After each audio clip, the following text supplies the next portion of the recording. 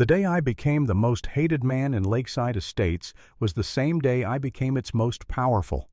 All it took was one fishing trip, one grieving father trying to give his daughter a moment of peace, and a $500 fine from a woman who thought she ruled the world.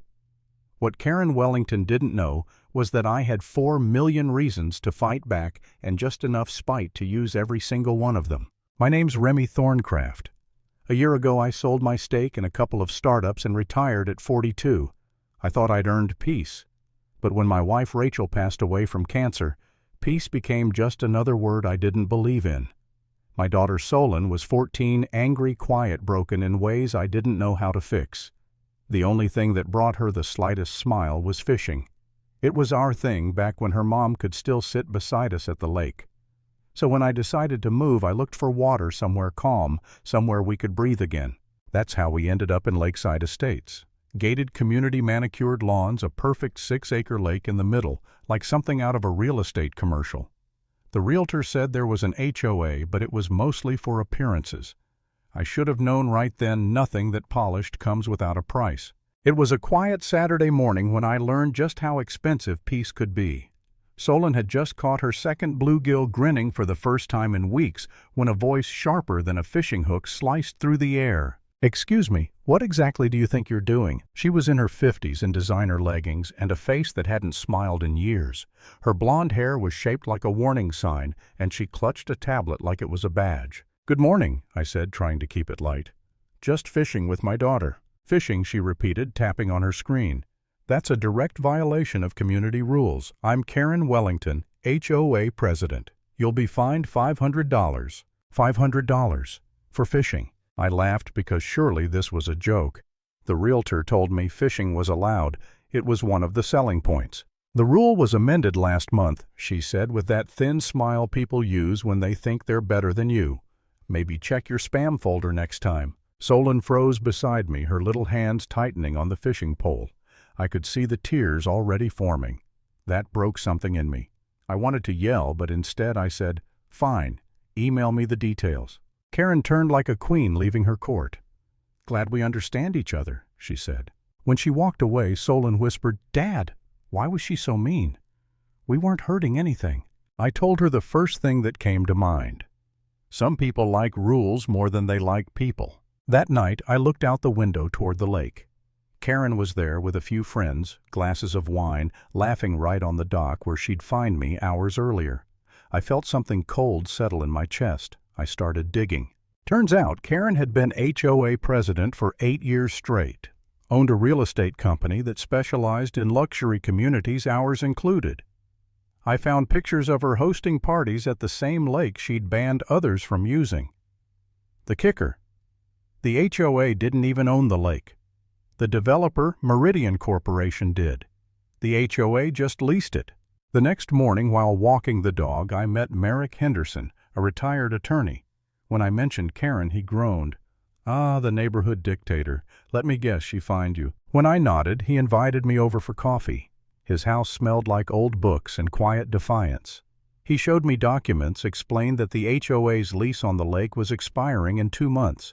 And Meridian, they were broke. If someone offered cash, he said they'd sell it in a heartbeat. I don't know if it was grief, anger, or just plain boredom, but something in me snapped into focus. Karen wanted to own the lake. I decided I'd get there first. Merrick introduced me to Samuel Washington, a retired banker and another of Karen's victims. He'd tracked HOA data for years. Fines, violations, sales, and the numbers told a story. Minorities and new residents were fined 3 times more often. Properties devalued, then conveniently bought by shell companies linked to Karen's firm.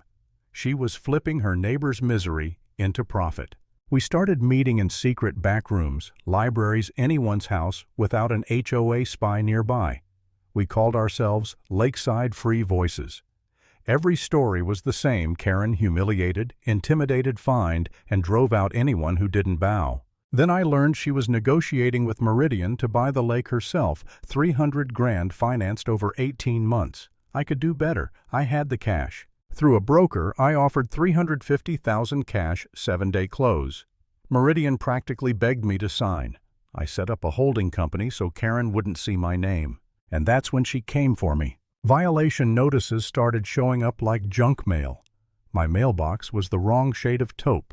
My lawn too tall by half an inch. My garage door somehow offensive to community aesthetics. One afternoon, Solon left her bike in the driveway for 15 minutes, and by the time she came back, there was a ticket taped to our door. People were watching us, waiting for mistakes. The worst part wasn't the fines, it was the way the community turned cold. Kids whispered at school, "My mom says your dad's a troublemaker." One night Solon came home crying. I sat on the couch staring at those envelopes, wondering if maybe I'd made it worse. I even told Merrick, maybe we should just sell and move. He looked at me over his glasses. That's exactly what she wants. That's how she wins. He was right.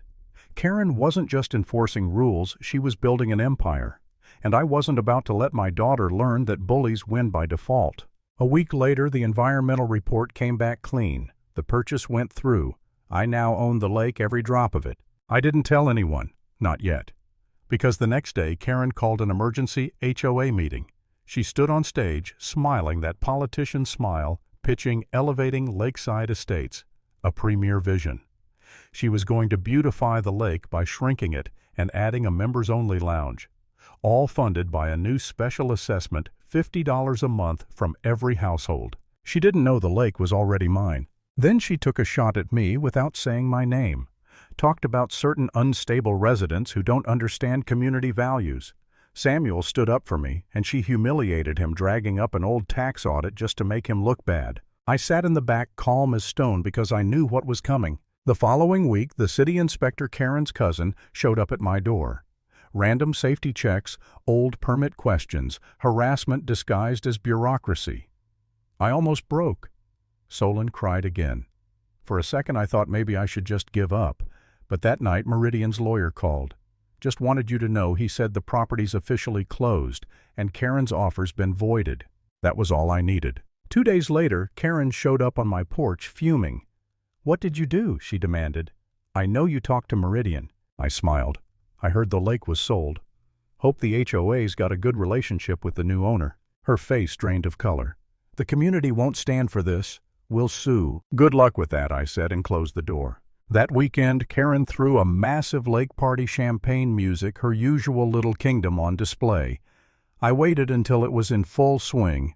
Then I walked in Merrick Samuel, a lawyer, and a police officer beside me. I picked up the mic. "Good afternoon, everyone. I hope you're enjoying this lovely day on my property." Karen's jaw dropped. "This is a private HOA event, you're trespassing." I held up a folder. "Actually, it's the other way around. As of last week, the lake and 10 feet of shoreline around it belong to me. Effective immediately, the recreational lease is terminated. You're all trespassing." The crowd went silent. Karen's voice cracked. "You can't do that." "I can. And Officer Reynolds here will make sure I do." I turned to her. "Karen, you've spent years teaching people to follow rules. Consider this your refresher course." 15 minutes later, the lakefront was empty except for me and the officer, the echo of her outrage still hanging in the air. The fallout came fast. News broke that I'd turned the lake into a conservation project for kids. Residents who once sneered at me started thanking me. Karen tried to sue, lost immediately. Then she tried to smear me online, didn't matter. When Merrick leaked a recording of her trying to bribe him to sabotage me, it was over. The final nail came from my own security cameras. Karen and 2 board members sneaking onto my property at midnight, pouring something into the water. She called it testing. The police called it environmental contamination. She was arrested. The investigation found embezzled HOA funds, fake violations, property flipping schemes, the works. Within weeks, she was forced to resign and half the board followed. I didn't celebrate. I didn't need to. I'd already won. Because sometimes justice isn't loud.